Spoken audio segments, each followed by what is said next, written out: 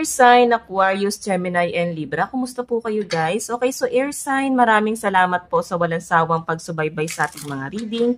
And kung kayo ay bago pa lang sa ating channel, mag-subscribe na po kayo guys. And i-click mo na rin yung ating notification bell para lagi po kayo guys updated sa ating mga bagong upload. Tignan natin air sign, ano ba ang inyong gabay? Air sign, Aquarius, Gemini, and Libra.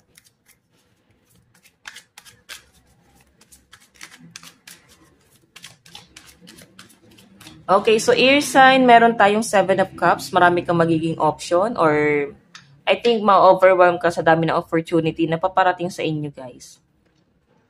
Or pwede naguguluhan ka pa rin, ano ba yung porte mo. Okay? Kanya-kanyang porte kasi yan, guys. Minsan doon pa tayo nagiging successful kung pinupurso natin yung bagay na gusto talaga natin, di ba? So, tingnan natin, meron tayong, oh my God, naka-reverse natin nakuha yung 8 of Wands, no? Siguro guys, may planong mag-abroad ang iba sa inyong air sign or mag-travel. Meron kang aayusin. Pero marami ka pa sigurong gawain na dapat mas importanteng tapusin ng mga air sign kaya hindi ka makapag-decide. Tingnan natin. Meron tayong, wow, napakaganda nito guys. Sinasabi dito kung may mga desisyon or plano ka sa buhay mo na nauudlot, hindi natutuloy. Ang sinasabi rito guys, merong mas maganda kasing plano sa inyo or pwedeng kumalilis man yung bagay na gusto mo at ang bagay na makukuha mo ay yung bagay na hindi mo pa gusto. Or hindi mo ine-expect, mas malaki pa pala doon sa ine-expect mo. So nakikita ko air sign, doon ka pa na mas magiging successful, no? Ayan, no? 6 of Wands, victory, success, and celebration. Okay, may nakikita akong travel dito. So, I think, may mga plano kang hindi matutuloy. Kasi siguro, mas malaki ang calling sa inyo air sign. Okay?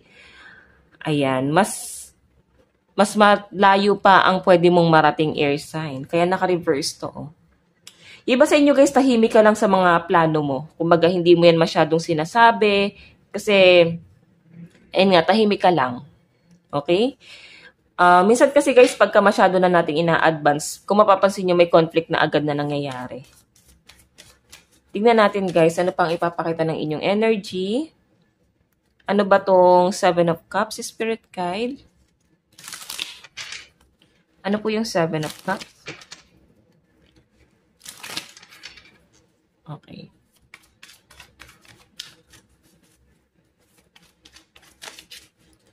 Meron tayong Knight of Pentacles.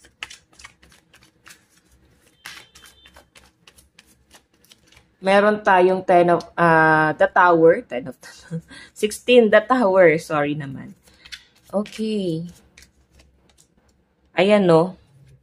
So, may mga, ano ka dito, guys. Big break na dumarating sa'yo or darating sa inyo, guys. Napakaganda. Kasi ngayon pa lang, guys, nararamdaman ko na yung pasok ng ano sa inyo, blessing, abundance, new beginning sa inyo guys. Mararamdaman mo yung struggle mo. Nitong mga nakaraan, no, naramdaman mo na parang tuloy-tuloy yung labas ng pera mo. Ba't parang may mga nauudlot? Bakit parang pinahihirapan ka pagdating sa financial? Sa pinapakita sa akin guys, matatapos na. Nandito na yung the Tower. So may sudden change na mangyayari or magaganap, no? Meron ako nakita rito guys na hindi mo kailangan sumugal. Okay, hindi mo kailangan sumugal kasi kusa itong darating sa inyo, guys. Okay, kung marami kang option, naguguluhan ka, or pwede naguguluhan yung iba sa inyo, ano ba yung gagawin mo, lalo na yung iba rito, guys, na walang trabaho, naguguluhan kayo air sign, kung saan ka ba dinadala ng tadhana, ng kapalaran mo. So, I think, lahat itatry mo hanggang sa mahanap mo kung ano ba yung bagay sa inyo, guys. Okay, kumbaga si universe ang ihila sa'yo kung saang sitwasyon ka or kung nasang lugar ka ngayon. Okay, para mapunta rito sa, ano na to, sa lugar na to. Hindi mo pa to nakikita air sign kasi maaaring nabubulag pa yung iba sa inyo, hindi pa masyado na-appreciate kasi focus ka dun sa bagay na gusto mo. Okay? Pero nakikita ko maraming opportunity ang darating pa sa inyo. Yun nga lang, maaaring maguguluhan ka dyan sa dami ng opportunity. Hindi mo alam kung ano i-grab mo. Ano tong 8 of Wands? Ano po ang 8 of Wands? Meron tayong Eight of Wands. Eight of Wands pa rin. The Tower. And Queen of Wands.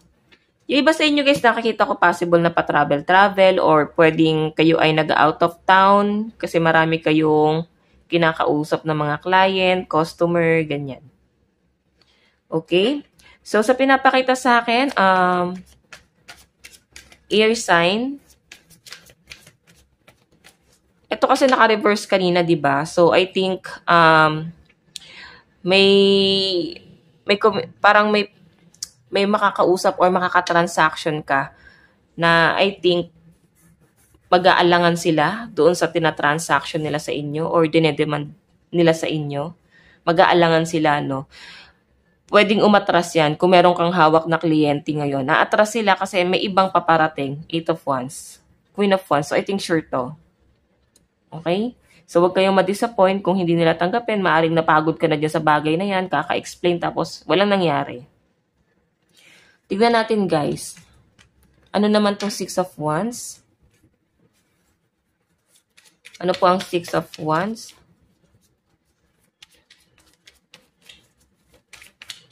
Six of Wands, Spirit Guide. Meron tayong, di ba? Meron kang tinatalikuran dito, Eight of Cups. Napagod ang mga air sign. Okay, kuha tayo ng last card.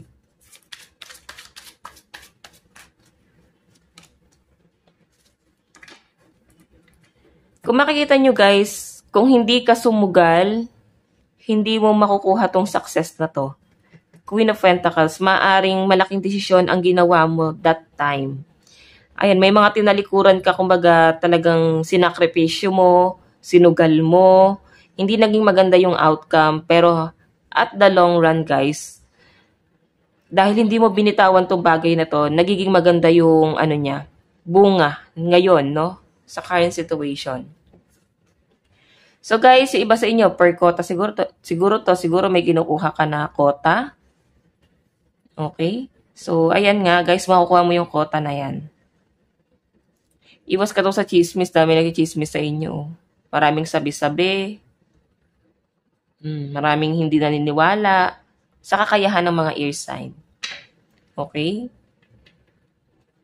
Tignan natin ano naman tong love life nyo. Ano ipapakita sa love life mo, air sign?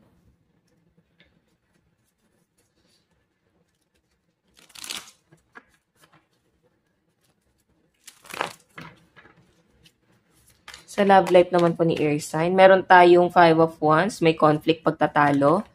Tignan natin ha, lapag natin yung tatlong card pa. Love life po ni air sign.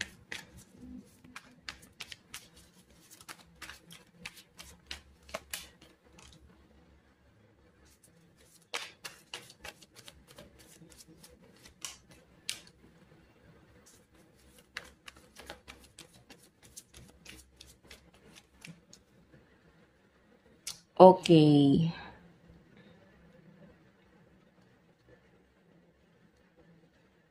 Air sign. So guys, nakikita ko rito maaaring na-involve sa third party yung iba sa inyo. Kaya ikaw ay nag-focus sa career mo. Okay? Matagal kang naka-recover, naka-move on. Minsan distracted ka pa rin. Hindi ka pa rin makapag-focus. Pero nandun ka sa point na parang pinipilit mo yung sarili mo, tinutulungan mo yung sarili mo na makaalis dito guys. Kasi nga, hindi ka makakapag-focus sa career mo. Etong taong tinitignan mo ay meron ng someone na tinitignan din. Wino-workout niya yung relationship niya dun guys. Maring yung pagtatalo nangyari sa inyo or pwede may konfrontasyon na nangyari. Nilinaw naman itong taong to kung ano yung connection niya sa taong yan. I think may pagmamahal pa rin, nangihinayang pa rin sa inyo tong taong to guys. Parang isa kang malaki opportunity sa kanya na binitawan niya. Munti ka nang ilagay sa third party na to guys. Tignan natin guys, love advice. Love advice po ni air sign. Meron tayong let go of control issue, diba? Parang kailangan mo nang i-let go to guys. Okay? Pero nasa iyo pa rin yan kung ile-let go mo yung feelings mo sa kanya. May nakikita kasi ako dito guys na may chance pa naman daw maayos to. Pero siguro ikaw na yung magpapaubaya. Ikaw na yung lalayo. Tingnan natin, love advice.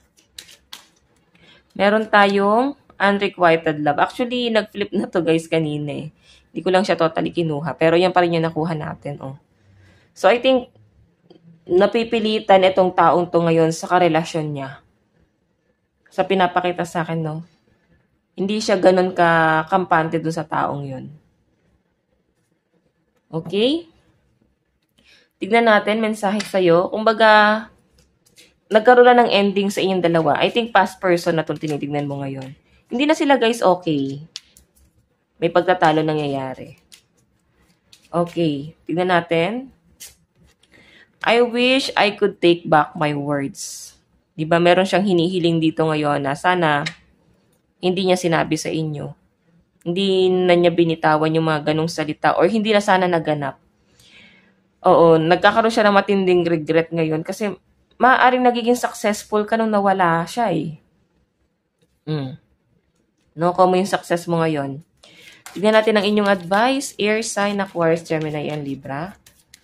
So, meron tayong crystalline, energy, wonder, alive, and beauty. So, magiging conscious ka daw, air sign, pagdating sa iyong itsura, sa physical appearance. Okay, so ang lucky number mo is 4 and 13. Ito lang naman ang inyong reading hanggang sa muli. God bless and love you all. Thank you.